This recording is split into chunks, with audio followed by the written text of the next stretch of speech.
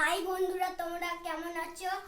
আমার drawing class আছে, ওই জন্য আমি ড্রয়িং করছি।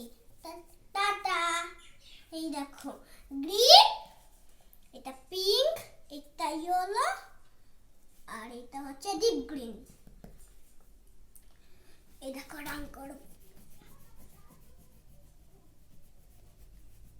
হয়েছে?